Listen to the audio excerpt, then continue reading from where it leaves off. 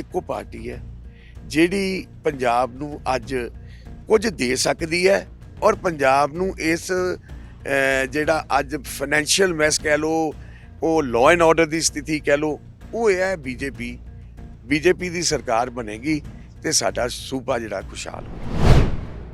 वो लगातार दावा कर रहे थे कैप्टन अमरिंदर सिंह की बहुत सारे नाल छुट्टनगे और बहुत सारी चीज़ां ठीक नहीं है, बहुत सारे माफिया, बहुत तमाम चीज़ें उन्होंने कई दावे किए। कहा जा सकता कि उनके दावे सच साबित हो रहे। ਦੇਖੋ ਆਉਣ ਵਾਲੇ ਦਿਨਾਂ 'ਚ ਤੁਹਾਨੂੰ ਇਹ ਸਾਰਾ ਸਾਹਮਣੇ ਆ ਜਾਏਗਾ।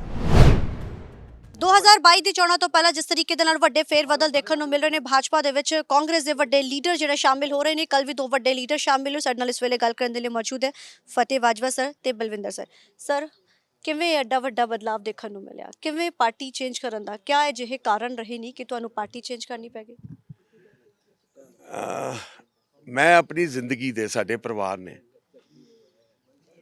ਮੈਂ 35 ਸਾਲ, ਮੇਰੇ ਫਾਦਰ ਨੇ 50 ਸਾਲ ਕਾਂਗਰਸ ਲਈ ਆਪਣੇ ਜੀਵਨ ਦਾ ਸਾਰਾ ਜਵਾਨੀ ਔਰ ਸਾਰਾ ਭਵਿੱਖ ਜਿਹੜਾ ਹੈ ਉਹ ਕਾਂਗਰਸ ਪਾਰਟੀ ਲਈ ਲਾਇਆ। ਕਾਂਗਰਸ ਪਾਰਟੀ ਲਈ ਆਪਣੇ ਦੇਸ਼ ਲਈ ਬਲੀਦਾਨ ਦਿੱਤਾ।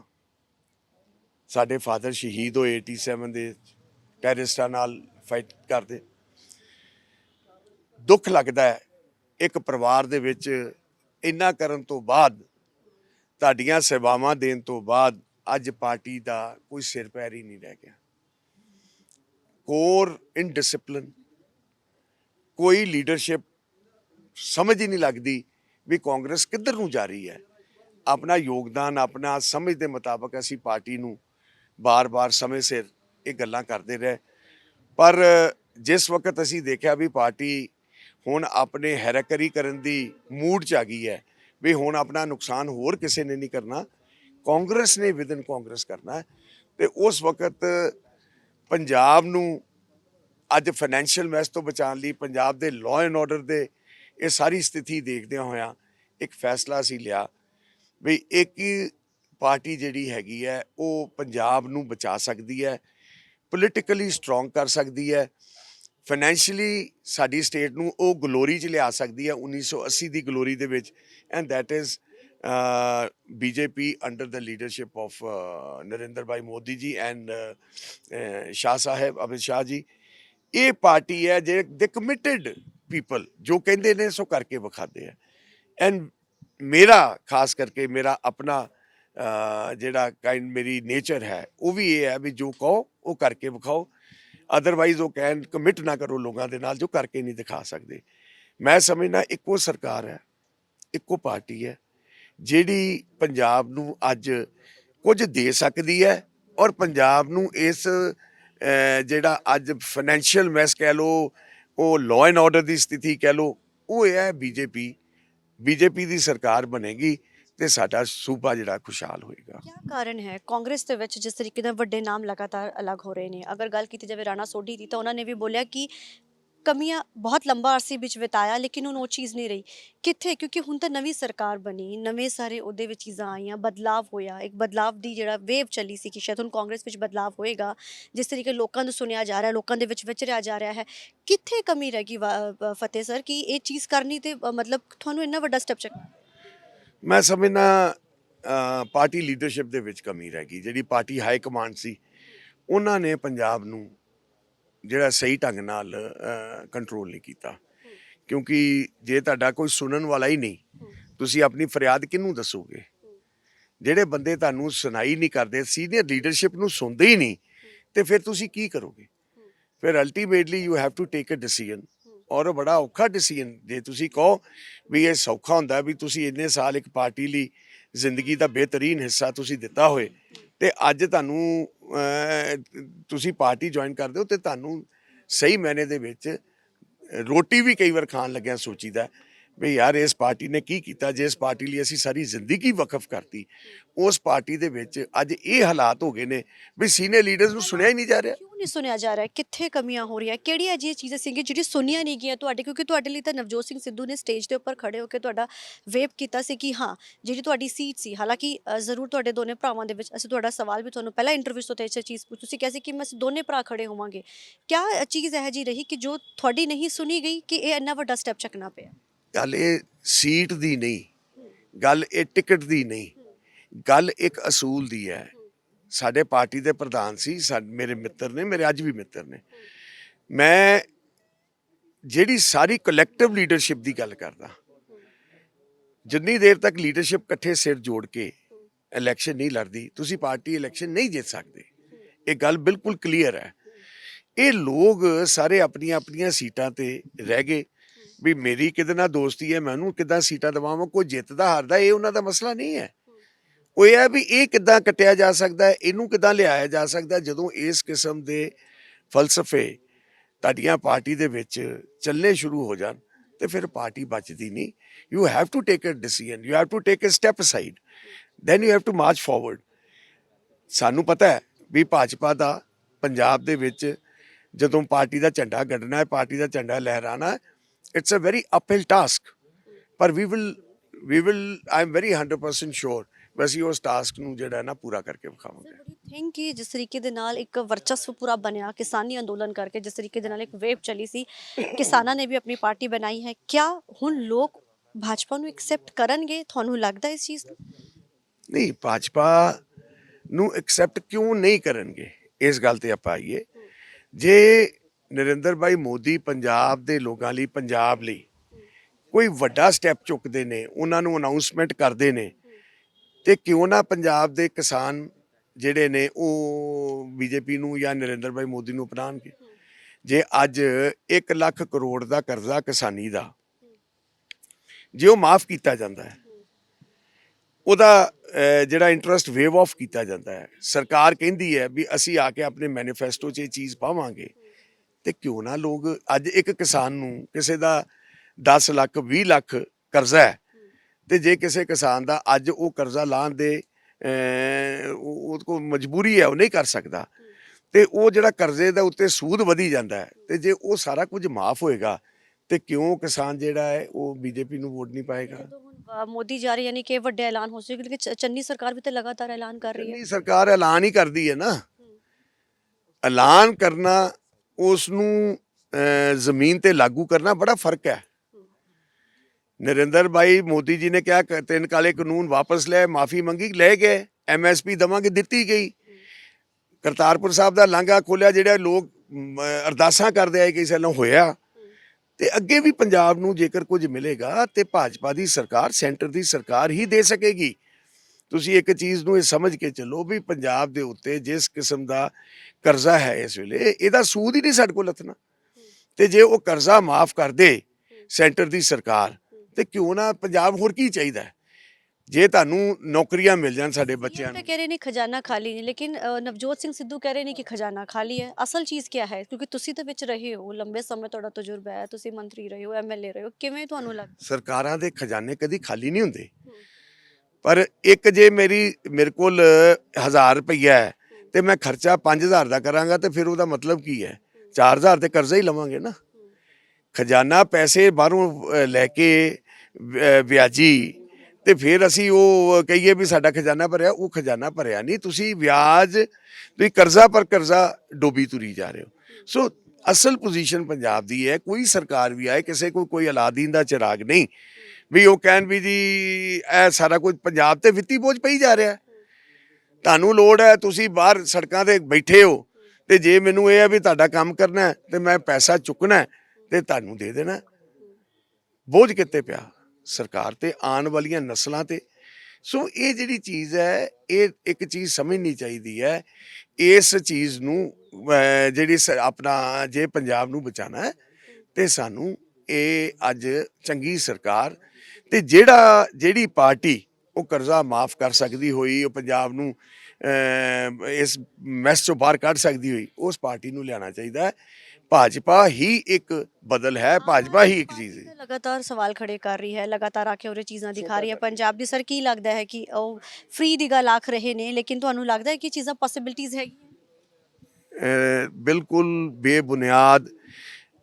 ਕੇਜਰੀਵਾਲ ਸਾਹਿਬ, ਪਹਿਲੇ ਉਹਨਾਂ ਦਾ ਇੱਕ ਸਵਾਲ ਆਇਆ ਵੀ ਜੀ ਚੰਡੀਗੜ੍ਹ ਜਿਹੜਾ ਹੈ ਨਾ, ਇਹ ਪਹਿਲੇ ਨੰਬਰ ਤੇ ਹੁੰਦਾ ਸੀ ਸਫਾਈ ਵੱਲੋਂ ਸਾਰੀ ਚੀਜ਼, ਅੱਜ 66ਵੇਂ ਨੰਬਰ ਤੇ ਆ ਗਿਆ, ਤੇ ਅਸੀਂ ਆਵਾਂਗੇ ਇਹਨੂੰ ਪਹਿਲੇ ਨੰਬਰ ਤੇ ਲੈ ਕੇ ਆਵਾਂਗੇ। ਉਹ ਕੇਜਰੀਵਾਲ ਸਾਹਿਬ ਜਦੋਂ ਦਿੱਲੀ ਐਂਟਰ ਕਰੀਦਾ, ਕੁਤਬ ਮਨਾਰ ਜਿੱਡਾ ਢੇਰ ਲੱਗਾ ਗੰਦਗੀ ਦਾ, ਉਹਨੂੰ ਤੇ ਤੁਸੀਂ ਸਾਫ਼ ਨਹੀਂ ਕਰ ਸਕੇ। ਤੁਸੀਂ ਦੂਜੀ ਜਗ੍ਹਾ ਕੀ ਲੋਕਾਂ ਨੂੰ ਸੁਪਨੇ ਦਿਖਾਈ ਜਾ ਰਹੇ ਹੋ। ਤੁਸੀਂ ਕਹਿ ਪੋਲਿਊਸ਼ਨ ਦੇ ਵਿੱਚ ਦਿੱਲੀ ਵਰਲਡ ਵਾਈਡ ਅੱਜ ਨੋਨ ਹੈ ਵੀ ਮੋਸਟ ਪੋਲਿਊਟਡ ਕੈਪੀਟਲ। ਤੁਸੀਂ ਉਹ ਤੇ ਠੀਕ ਨਹੀਂ ਕਰ ਪਾ ਰਹੇ। ਤੁਸੀਂ ਪੰਜਾਬ ਦੇ ਲੋਕਾਂ ਨੂੰ ਅੱਗੇ ਝੂਠੇ ਸੁਪਨੇ ਦਿਖਾ ਰਹੇ ਹੋ। ਕਿੱਦਾਂ ਹੋ ਸਕਦਾ ਹੈ? ਪਾਣੀ ਫ੍ਰੀ ਦਿਆ, ਬਿਜਲੀ ਫ੍ਰੀ ਦੇ ਦੀ, ਇਹ ਚੀਜ਼ਾਂ ਦੇਣ ਨੂੰ ਕਿਹੜੀ ਸਰਕਾਰ ਜਿਹੜਾ ਮਰਜ਼ੀ ਦੇ ਦੇ, ਪਰ ਉਹ ਵਿੱਤੀ ਬੋਝ ਕਿੱਥੇ ਪੈਗਾ? ਤੁਹਾਡੇ ਸੂਬੇ ਤੇ ਪੈਗਾ। ਇਹ ਬੇਬੁਨਿਆਦ ਇਹ ਚੀਜ਼ਾਂ। ਮੇਰੀ ਗਾਰੰਟੀ 8 ਗਾਰੰਟੀ 9 ਗਾਰੰਟੀ, ਇਹ ਕੋਈ ਗਾਰੰਟੀ ਨਹੀਂ ਹੈ। ਇਹਨਾਂ ਦੇ 20 ਬੰਦੇ ਆਏ ਸੀ, 20 ਸਾਹਮਣੇ ਔਖੇ ਹੋ ਗਏ, 12 ਚਲੇ ਗਏ, 8 ਰਹਿ ਗਏ, ਉਹ ਵੀ ਵਿੱਚੋਂ ਹਿੱਲੇ ਪਏ ਨੇ। ਆਖਰੀ ਸਵਾਲ ਪੁੱਛ ਰਹੀ ਹਾਂ, ਕਾਦੀਆਂ ਤੋਂ ਹੀ ਸੀਟ ਲੜੋਗੇ? ਦੋਨੇ ਭਰਾਵਾਂ ਦੀ ਟੱਕਰ ਜ਼ਰੂਰ ਆਪਾਂ ਕਹਿ ਸਕਦੇ ਕਿ ਜ਼ੋਰਦਾਰ ਟੱਕਰ ਦੇਖਣ ਨੂੰ ਮਿਲੇ, ਕਿਉਂਕਿ ਉਹਨਾਂ ਨੇ ਦਾਅਵਾ ਕੀਤਾ ਸੀ ਪ੍ਰਤਾਪ ਸਿੰਘ ਨੇ ਕਿ ਹਾਂ ਮੈਂ ਉਸੇ ਸੀਟ ਤੇ ਲੜਾਂਗਾ, ਉਹ ਮੇਰੀ ਜੱਦੀ ਸੀਟ ਹੈ। ਤੁਹਾਡਾ ਜੋ ਤੁਸੀਂ ਉਹ ਸ਼ਾਮਿਲ ਸੀ ਕਿ ਤੁਸੀਂ ਉਦੋਂ ਵੀ ਇਹ ਗੱਲ ਕਹੀ ਸੀ ਕਿ ਮੈਂ ਵੀ, ਕਿਆ ਹੁਣ ਆਮਨਾ ਸਾਹਮਣਾ ਦੋਨਾਂ ਟੱਕਰਾ ਹੋਏਗਾ ਇਸ ਵਾਰ? ਪਾਰਟੀ ਜੋ ਫੈਸਲਾ ਲੈਗੀ ਆਪਾਂ ਸੀਸ ਨਵਾ ਕੇ ਉਹ ਫੈਸਲਾ ਕਬੂਲ ਕਰਾਂਗੇ। ਜੇ ਭਾਜਪਾ ਕਹੇਗੀ ਵੀ ਕਾਦੀਆਂ ਲੜਨੀ ਤੇ ਡਟ ਕੇ ਲੜਾਂਗੇ।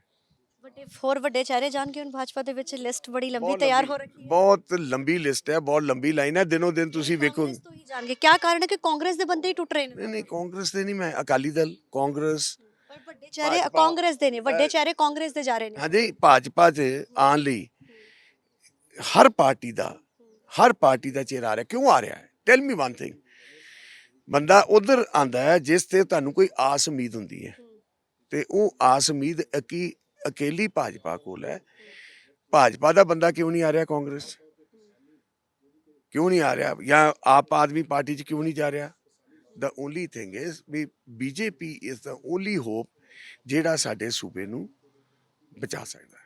2022 ਦੀ ਚੋਣਾਂ ਤੋਂ ਪਹਿਲਾਂ ਜਿਸ ਤਰੀਕੇ ਦੇ ਨਾਲ ਵੱਡੇ ਫੇਰ ਬਦਲ ਇਸ ਵੇਲੇ ਦੇਖਣ ਨੂੰ ਮਿਲ ਰਹੇ ਨੇ ਕਾਂਗਰਸ ਵਿੱਚੋਂ, ਕਾਂਗਰਸ ਤੋਂ ਜਿੱਥੋਂ ਕਈ ਵੱਡੇ ਚਿਹਰੇ ਇਸ ਵੇਲੇ ਕਮਲ ਦਾ ਹੱਥ ਥਾਮ ਚੁੱਕੇ ਨੇ, ਤੇ ਕੱਲ 2 ਵੱਡੇ ਹੋਰ ਚਿਹਰਿਆਂ ਨੇ ਕਮਲ ਦਾ ਹੱਥ ਥਾਮਿਆ ਹੈ, ਉਹ ਵੀ ਸਿਟਿੰਗ MLA। ਜਿੱਥੇ ਫਤਿਹ ਸਿੰਘ ਬਾਜਵਾ ਸਾਡੇ ਨਾਲ ਅਸੀਂ ਪਹਿਲਾਂ ਗੱਲ ਕੀਤੀ, ਇਸ ਵੇਲੇ ਸਾਡੇ ਨਾਲ ਗੱਲ ਕਰਨ ਦੇ ਲਈ ਬਲਵਿੰਦਰ ਲਾਡੀਸਲ ਮੌਜੂਦ ਹੈ।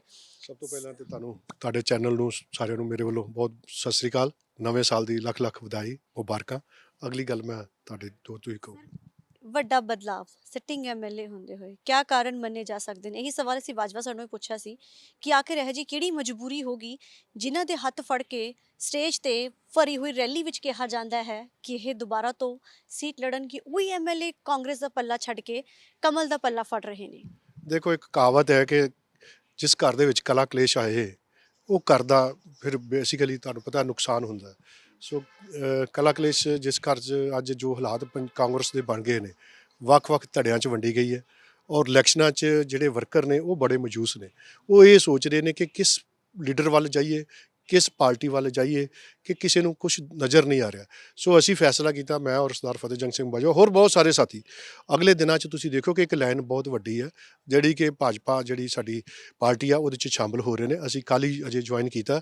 ਸੋ ਮੈਨੂੰ ਪੂਰਨ ਉਮੀਦ ਹੈ ਕਿ ਇਸ ਵਾਰ 2022 ਦੀ ਇਲੈਕਸ਼ਨ 'ਚ ਭਾਰਤੀ ਜਨਤਾ ਪਾਰਟੀ ਬਹੁਤ ਵੱਡੇ ਮਾਰਜਨ 'ਚ ਤੇ ਬਹੁਤ ਵੱਡੀ ਲੀਡ ਲੈ ਕੇ ਜਿਹੜੀ ਸਰਕਾਰ ਬਣਾਏਗੀ। ਅਸੀਂ ਸਾਰੇ ਪੰਜਾਬੀ ਅੱਜ ਭਾਰਤੀ ਜਨਤਾ ਪਾਰਟੀ ਦੇ ਜਿਹੜੇ ਕੋਈ ਕੰਮ ਕਰ ਰਹੇ ਨੇ, ਸਰਦਾਰ ਸ਼੍ਰੀ ਨਰਿੰਦਰ ਮੋਦੀ ਜੀ ਔਰ ਅਮਿਤ ਸ਼ਾਹ ਜੀ, ਅੱਜ ਦੇਸ਼ ਸੁਰੱਖਿਅਤ ਹੈ ਤੇ ਨਰਿੰਦਰ ਮੋਦੀ ਜੀ ਦੀ ਸਰਕਾਰ ਦੇ ਵਿੱਚ। ਤੁਸੀਂ ਬੋਲੇ ਕਿ ਕਲਾ ਕਲੇਸ਼ ਸ਼ੁਰੂ ਹੋ ਗਿਆ, ਕਿਆ ਇਹ ਜਿਹਾ ਕਾਂਗਰਸ ਦੇ ਵਿੱਚ ਹੋਣ ਲੱਗ ਗਿਆ ਹੈ ਕਿ ਕਾਂਗਰਸ ਛੱਡਣੀ ਪੈ ਰਹੀ ਹੈ? ਕਿਉਂਕਿ ਸਰ ਜਿਸ ਤਰੀਕੇ ਦੇ ਨਾਲ CM ਚੰਨੀ ਬਣਦੇ ਨੇ, ਪੂਰਾ ਤਖਤਾ ਪਲਟ ਹੁੰਦਾ ਹੈ, ਸਾਰੇ MLAs ਬਗਾਵਤੀ ਸੁਰ ਵਿੱਚ ਖੜੇ ਹੁੰਦੇ ਨੇ, ਮਿਨਿਸਟਰਸ ਖੜੇ ਹੁੰਦੇ ਨੇ, ਚੀਜ਼ਾਂ ਬਦਲਦੀਆਂ ਹੈ, ਲੇਕਿਨ ਉਸ ਤੋਂ ਬਾਵਜੂਦ ਵੀ ਫਿਰ ਮੁੜ ਤੋਂ ਉਹ ਚੀਜ਼ ਦੇਖਣ ਨੂੰ ਮਿਲੀ ਜਦ ਕਿਹਾ ਜਾਂਦਾ ਕਿ ਆਲ ਇਜ਼ ਵੈਲ ਹੈ। ਨਹੀਂ, ਜਦੋਂ ਚੰਨੀ ਸਰਕਾਰ ਬਣੀ ਔਰ ਚੰਨੀ ਸਾਡੇ ਵੱਡੇ ਭਰਾ ਨੇ ਔਰ ਮੈਂ, ਅਸੀਂ ਸਾਰੇ ਦਲਿਤ ਪਰਿਵਾਰਾਂ ਦੇ ਵਿੱਚੋਂ ਆ। ਸੋ ਸਾਨੂੰ ਬੜਾ ਇੱਕ ਆਸ ਬੱਝ ਗਈ ਸੀ ਕਿ ਸਾਡੀਆਂ ਜਿਹੜੀਆਂ ਮੁਸ਼ਕਲਾਂ ਪਹਿਲਾਂ ਕਦੇ ਅਜੇ ਤੱਕ ਹੱਲ ਨਹੀਂ ਹੋਈਆਂ, ਹੋਣਗੀਆਂ। ਸੋ ਚੰਨੀ ਦੇ ਕੰਮ ਕਰਨ ਦੀ ਸ਼ੈਲੀ ਵੀ ਚੰਗੀ ਸੀ, ਬਟ ਕਿਤੇ ਨਾ ਕਿਤੇ ਜੋ ਦਲਿਤ ਭਾਈਚਾਰੇ ਨੂੰ ਉਹਦੇ ਤੋਂ ਆਸਾਂ ਸੀ ਉਹ ਅਸੀਂ ਪੂਰਾ ਉਤਰ ਨਹੀਂ ਸਕੇ। ਸਾਡੇ ਤੇ ਇਹਨਾਂ ਪ੍ਰੈਸ਼ਰ ਬਿਲਟ ਕਰ ਛੜਿਆ। ਚੰਨੀ ਸਾਹਿਬ ਦੀ ਕੋਈ ਮਜਬੂਰੀ ਹੈ ਕਿ ਉਹ ਜੋ ਕੁਝ ਕਰ ਰਹੇ ਨੇ, ਜਿਸ ਤਰ੍ਹਾਂ ਵੀ ਚੱਲ ਰਹੇ ਨੇ, ਉਹ ਤੁਹਾਨੂੰ ਵੀ ਪਤਾ ਹੈ। ਸੋ ਅਸੀਂ ਸਮਝਦੇ ਹਾਂ ਕਿ ਜਿੰਨਾ ਦਲਿਤ ਭਾਈਚਾਰਾ, ਚਾਹੇ ਕਿਸਾਨ ਭਾਈਚਾਰਾ, ਚਾਹੇ ਜਨਰਲ ਵਰਗ ਵੀ ਹੈ, ਉਹ ਸਾਰੇ ਹੀ ਅੱਜ ਮਾਯੂਸ ਹੋ ਰਹੇ ਨੇ ਕਿ ਕਿਉਂ ਸਾਨੂੰ ਕਾਂਗਰਸ ਵਿੱਚ ਕੋਈ ਇਹੋ ਜਿਹੀ ਚੀਜ਼ ਨਜ਼ਰ ਨਹੀਂ ਆ ਰਹੀ। क्या प्रेशर बनाया जा रहा है? प्रेशर किस तो तरीके जी का जी प्रेशर जो- है? ऐलान लगातार हो रहे ने, ऐलान दावे की गल- जरूर कीती जा ऐलान रही ही हो कि रहे- दावे भी कीते जा रहे कि चीज़ें इंप्लीमेंट हो रही हैं। ਨਹੀਂ, ਦੇਖੋ ਮੈਨੂੰ ਕੁਛ ਨਹੀਂ ਲੱਗਦਾ ਕਿ ਜਿੰਨੇ ਵਾਅਦੇ ਅਸੀਂ ਕੀਤੇ ਆ ਉਹਨੇ ਇੰਪਲੀਮੈਂਟ ਹੋਣ, ਬਟ ਜੋ ਕੇਂਦਰ ਦੀ ਸਰਕਾਰ ਆ, ਭਾਜਪਾ ਸਰਕਾਰ ਆ, ਉਹ ਜੋ ਵਾਅਦਾ ਕਰਦੀ ਹੈ ਉਹਨੂੰ ਨਿਭਾ ਵੀ ਰਹੀ ਹੈ। ਸੋ ਜਿਸ ਤਰ੍ਹਾਂ ਕਿਸਾਨਾਂ ਦੇ ਕਾਲੇ ਕਾਨੂੰਨਾਂ ਦੀ ਗੱਲ ਕੀਤੀ ਗਈ ਸੀ, ਦੇਰ ਆਏ ਦੁਰੁਸਤ ਆਏ, ਉਹਨਾਂ ਨੇ ਮਾਫ ਕੀਤੇ ਨੇ ਔਰ ਕਿਸਾਨਾਂ ਨੂੰ ਕੋਲੋਂ ਮਾਫੀ ਵੀ ਮੰਗੀ ਪ੍ਰਧਾਨ ਮੰਤਰੀ ਜੀ ਨੇ। ਇਸੇ ਤਰ੍ਹਾਂ ਜਿਹੜੇ ਸਾਡੇ ਜਦੋਂ ਸਵੇਰੇ ਉੱਠ ਕੇ ਅਰਦਾਸ ਕਰਦੇ ਗੁਰੂ ਮਹਾਰਾਜ ਸਾਹਿਬ ਦੇ, ਜਿਹੜਾ ਨਨਕਾਣਾ ਸਾਹਿਬ ਜਿਹੜੇ ਸਾਡੇ ਤਖਤਾਂ ਦੇ ਵਿੱਚ ਪਹਿਲੀ ਪਾਤਸ਼ਾਹੀ ਦਾ ਜਨਮ ਸਥਾਨ ਆ, ਜਿੱਥੇ ਗੁਰੂ ਸਾਹਿਬ ਨੇ ਆ ਕੇ ਉੱਥੇ ਕਿਰਪਾ ਕੀਤੀ ਹੈ। ਸੋ ਉੱਥੇ ਜਿਹੜੇ ਇਹ ਵਾਹਗਾ ਬਾਰਡਰ ਦੀ ਗੱਲ ਕੀਤੀ ਗਈ ਹੈ, ਕੋਰੀਡੋਰ ਦੀ ਗੱਲ ਕੀਤੀ ਗਈ ਹੈ, ਇਹ ਸਾਰੀਆਂ ਚੀਜ਼ਾਂ ਪ੍ਰਧਾਨ ਮੰਤਰੀ ਸਾਹਿਬ ਨੇ ਦਿੱਤੀਆਂ ਨੇ ਸਾਨੂੰ।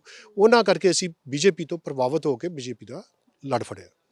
ਸਰ ਕੈਪਟਨ ਅਮਰਿੰਦਰ ਜਾਂਦੇ ਨੇ ਪਾਰਟੀ ਤੋਂ, ਕਹਿੰਦੇ ਨੇ ਕਿ ਨਖੇਦੀ ਕੀਤੀ ਗਈ ਹੈ ਜ਼ਰੂਰ, ਕੀ ਲੱਗਦਾ ਹੈ ਸਰ? ਉਸ ਤੋਂ ਬਾਅਦ ਲਗਾਤਾਰ ਉਹ ਕਹਿ ਰਹੇ ਸੀ ਕਿ ਬਹੁਤ ਨਾਮ ਛੁੱਟਣਗੇ ਔਰ ਬਹੁਤ ਨਾਮ ਜੁੜਨਗੇ, ਕੀ ਕਾਰਨ ਮੰਨਦੇ ਹੋ ਕਿ ਉਹਨਾਂ ਦੇ ਪਿੱਛੇ ਲਾਈਨ ਤੁਸੀਂ ਬੋਲਿਆ ਕਿ ਹੋਰ ਵੀ ਵੱਡੇ ਨਾਮ ਜਾਣ ਵਾਲੇ ਨੇ? ਨਹੀਂ, ਦੇਖੋ ਇਹ ਨਾਵਾਂ ਦੀ ਲਿਸਟ ਜਿਹੜੀ ਆ ਉਹ ਭਾਰਤੀ ਜਨਤਾ ਪਾਰਟੀ ਦੇ ਕੋਲ ਹੈ, ਸਾਡੇ ਮੁਖੀ ਕੋਲ। ਸੋ ਜਿਸ ਤਰ੍ਹਾਂ ਕੈਪਟਨ ਅਮਰਿੰਦਰ ਸਿੰਘ ਜੀ ਨੂੰ ਇਹਨਾਂ ਨੇ ਸੀਐਮ ਪਦ ਤੋਂ ਉਤਾਰ ਕੇ, ਇੱਕ ਇਸ ਤਰ੍ਹਾਂ ਹੋਣਾ ਨਹੀਂ ਸੀ ਚਾਹੀਦਾ। ਇੰਨੇ ਸਿਆਣੇ ਸੁਲਝੇ ਇਨਸਾਨ ਸੀ, ਇੰਨੇ ਵਧੀਆ ਚੀਫ ਮਿਨਿਸਟਰ ਸੀ, ਜਿਨ੍ਹਾਂ ਨੇ ਕੋਵਿਡ 'ਚ ਔਰ ਬਹੁਤ ਸਾਰਾ ਪ੍ਰਸ਼ਾਸਨ ਨੂੰ ਕੰਮ ਕਰਨ ਦਾ ਵਧੀਆ ਉਹਨਾਂ ਨੂੰ ਤਰੀਕਾ ਸੀ। ਸੋ ਉਹਨਾਂ ਦੀ ਜਿਸ ਤਰ੍ਹਾਂ ਹਾਲਾਤ ਉਹਨਾਂ ਨੇ ਬਣਾਤੇ ਪਾਰਟੀ ਨੇ, ਉਹ ਦੁਖੀ ਹੋ ਕੇ ਉਹਨਾਂ ਨੇ ਆਪਣੀ ਨਵੀਂ ਪਾਰਟੀ ਬਣਾਈ ਹੈ। ਸੋ ਅਸੀਂ ਕੈਪਟਨ ਅਮਰਿੰਦਰ ਸਿੰਘ ਜੀ ਨੂੰ ਇਹੀ ਬੇਨਤੀ ਕਰਦੇ ਕਿ ਉਹਨਾਂ ਨੇ ਵੀ ਬੀਜੇਪੀ ਦੇ ਨਾਲ ਗੱਠਜੋੜ ਕਰਕੇ ਪੰਜਾਬ ਦੇ ਵਿੱਚ ਜਿਹੜੀ ਆ ਬੀਜੇਪੀ ਦੀ ਸਰਕਾਰ ਬਣੇ। ਕਿਹਾ ਜਾ ਸਕਦਾ ਹੈ ਕਾਰਨ ਇਹ ਵੀ ਹੋ ਸਕਦਾ ਕਿ ਉਹ ਲਗਾਤਾਰ ਦਾਅਵਾ ਕਰ ਰਹੇ ਸੀ ਕੈਪਟਨ ਅਮਰਿੰਦਰ ਸਿੰਘ ਕਿ ਬਹੁਤ ਸਾਰੇ ਨਾਲ ਛੁੱਟਣਗੇ ਔਰ ਬਹੁਤ ਸਾਰੀਆਂ ਚੀਜ਼ਾਂ ਠੀਕ ਨਹੀਂ ਹੈ, ਬਹੁਤ ਸਾਰੇ ਮਾਫੀਆ, ਬਹੁਤ ਤਮਾਮ ਚੀਜ਼ਾਂ, ਉਹਨਾਂ ਨੇ ਕਈ ਦਾਅਵੇ ਕੀਤੇ। ਕਿਹਾ ਜਾ ਸਕਦਾ ਕਿ ਉਹਦੇ ਦਾਅਵੇ ਸੱਚ ਸਾਬਿਤ ਹੋ ਰਹੇ ਨੇ। ਦੇਖੋ ਆਉਣ ਵਾਲੇ ਦਿਨਾਂ 'ਚ ਤੁਹਾਨੂੰ ਇਹ ਸਾਰਾ ਸਾਹਮਣੇ ਆ ਜਾਏਗਾ। Thank you. ਸੋ ਇਸ ਸਾਡੇ ਨਾਲ ਗੱਲ ਕਰਨ ਦੇ ਲਈ ਬਲਵਿੰਦਰ ਲਾਡੀ ਸਰ, ਜਿਨ੍ਹਾਂ ਨੇ ਬੋਲਿਆ ਕਿ ਆਉਣ ਵਾਲੇ ਸਮੇਂ ਦੇ ਵਿੱਚ ਬਹੁਤ ਕੁਝ ਸਾਹਮਣੇ ਆਏਗਾ, ਲੇਕਿਨ ਇੱਕ ਵੱਡੀ ਲਿਸਟ ਹੈ ਭਾਜਪਾ ਦੇ ਕੋਲ। ਕਾਂਗਰਸ ਲੀਡਰ ਸੀ ਜੋ ਲਗਾਤਾਰ ਹੁਣ ਇਸ ਵੇਲੇ ਉਹਦਾ ਪੱਲਾ ਜ਼ਰੂਰ ਫੜਨਗੇ, ਲੇਕਿਨ ਦੇਖਣਾ ਬਹੁਤ ਅਹਿਮ ਰਹੇਗਾ ਕਿ ਆਖਿਰ ਕਿਹੜੇ ਵੱਡੇ ਨਾਮ ਹੁਣ ਹੋਰ ਕਮਲ ਦਾ ਹੱਥ ਫੜਦੇ ਨੇ। ਕੈਮਰਾਮੈਨ ਰਮਨੀਤ ਦੇ ਨਾਲ ਅਮਨਪ੍ਰੀਤ ਕੌਰ, ਰੋਜ਼ਾਨਾ ਸਪੋਕਸਮੈਨ, ਚੰਡੀਗੜ੍ਹ।